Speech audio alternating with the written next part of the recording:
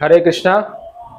तो आज हम आंध्र प्रदेश में विशाखापट्टनम में हैं और जनवरी में जगन्नाथपुरी से आते आते हमें रास्ते में सुरेंद्र जी मिले थे। सुरेंद्र जी कैसे सुरेंद्र महापात्र। महापात्र, तो ये उड़ीसा के हैं और ट्रेन मुसाफरी में हमें मिले थे और उस समय हमारी चर्चा हुई थी आध्यात्मिक विषयों को लेकर।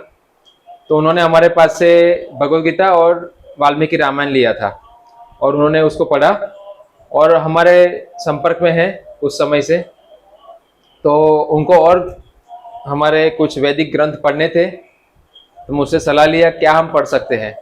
तो मैंने उनको शिला प्रभुपाद जी के द्वारा लिखित, इस्कॉन के संस्थापक आचार्य शिला प्रभुपाद जी द्वारा लिखित श्रीमद् भागवतम पुराण को मैंने पढ़ने के लिए उनको प्रेरित किया। तो आज हम विशाखापट्टनम में विशेष उनको मिलने के लिए भक्ति में आगे कैसे बढ़ना चाहिए, कैसे नियम पालन करने चाहिए, उसका मार्गदर्शन देने के लिए और श्रीमद् भागवतम पुराण देने के लिए हम विशेषकर यहाँ पर आए हैं।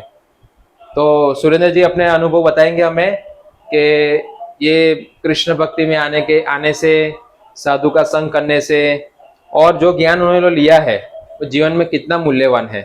दो शब्द आप सुरेंद्र जी बताएंगे हमें। सुरेंद्र जी। हरे कृष्णा।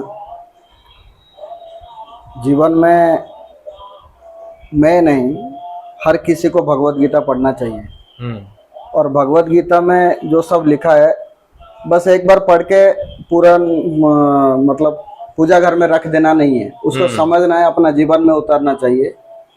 बस यही अनुभव मेरे को कहता है कि भगवान, जब पढ़ा मैं गीता, भगवत गीता पढ़ा, तब मेरे को लगा कि भगवान कृष्ण के विषय में और जानने के लिए। ये एक विशेष बात बताया सुरेंद्र जी ने कि गीता सिर्फ मंदिर में रखने के लिए नहीं है, गीता को पढ़ना चाहिए। और जैसे उन्होंने गीता पढ़ी, उनको भगवान श्री कृष्ण के विषय में और जानने की इच्छा हुई, ये सुरेंद्र जी कह रहे हैं। तो इसीलिए श्रीमद् भागवत पुराण जो है वो भगवान के विषय में विस्तारित ज्ञान है और शिला प्रभुपाद जी ने उसको इतने अच्छे तरीके से वर्णन किया है।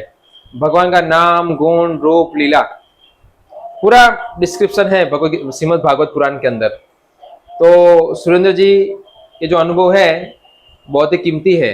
ये आप सभी को, जो भी लोग ये इस वीडियो को देखेंगे, उनको प्रेरणा लेनी चाहिए कि हमारे जीवन में हमें भगवान श्री कृष्ण को विस्तार से समझने का प्रयास करना चाहिए, है ना। और शिला प्रभुपाद जी ने कोई कसर नहीं छोड़ी हमें भगवान श्री कृष्ण का ज्ञान देने में। तो भाव जो है उनका लिखने का जो भाव है, हाँ, अपने जीवन में उतार लेंगे।